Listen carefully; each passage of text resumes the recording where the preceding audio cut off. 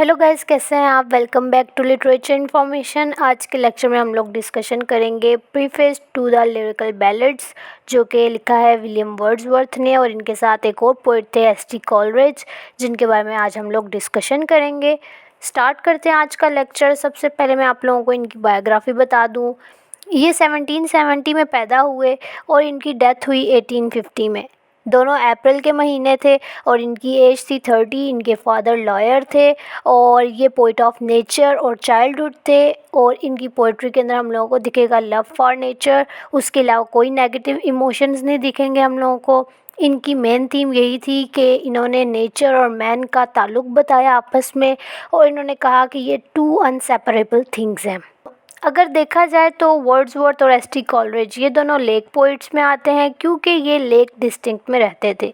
जब ऐसे एरिया में आप लोग रहेंगे तो आपके आसपास नेचर ही होगी, तो नेचर के अंदर इंटरेस्ट आपका ऑटोमेटिकली पैदा हो जाएगा। जैसे जहाँ पर ये रहते थे वहाँ पर समुंदर, नहरें, झील, फूल पौधे, ये सब कुछ बहुत ज़्यादा था, तो इनका इंटरेस्ट नेचर के अंदर पैदा हो गया वर्ड्सवर्थ का, और इनको नेचर से एक तरह की इंस्पिरेशन मिलने लगी। ये चीज़ों को देखते थे, उनको ऑब्ज़र्व करते थे और अपनी एक थॉट क्रिएट करके पोएम लिख देते थे। उसके अलावा हम लोगों को दिखता है कि एस.टी. कॉलरिज और वर्ड्सवर्थ, इन दोनों के व्यूज़ जो थे वो सेम होते थे। ये दोनों इकट्ठे काम करते थे, एक दूसरे के वर्क्स को चेक करते थे, क्रिटिसाइज़ करते थे, उन पर कमेंट्स पास करते थे, इश्यूज़ को सॉल्व करते थे, एक्सचेंज ऑफ थीरीज़ करते थे, पॉलिटिकल इश्यूज़ के ऊपर बात करते थे, और इनकी काफ़ी डिस्कशन चलती थी रीडिंग और राइटिंग के ऊपर और कमेंट्स वगैरह पास करने के ऊपर। मतलब ये दोनों बहुत ज़्यादा क्लोज़ फ्रेंड्स थे। 1797 से 1808 तक का जो टाइम पीरियड था, इनकी लाइफ का एक मेमोरेबल और बहुत खूबसूरत टाइम पीरियड था, क्योंकि इस दौरान ये एस.टी. कॉलरिज के बहुत ज़्यादा करीब हो गए। इन दोनों की फ्रेंडशिप बहुत ज़्यादा बढ़ गई, ये दोनों पार्टनर्स बन गए और इन दोनों ने मिलकर कोलैबोरेटिव वर्क करना शुरू कर दिया। इसके बाद इंग्लिश पोइट्री में इन दोनों ने एक अच्छी जगह बना ली और एक अच्छा नाम बना लिया, जो आज भी पढ़ा जाता है। एस.टी. कॉलरिज ज़्यादातर साइंस और फिलॉसफी पर बात करते थे, एक वो पावरफुल इंटेलेक्चुअल थे, जबकि वर्ड्सवर्थ जो थे ये नेचर पे बात करते थे।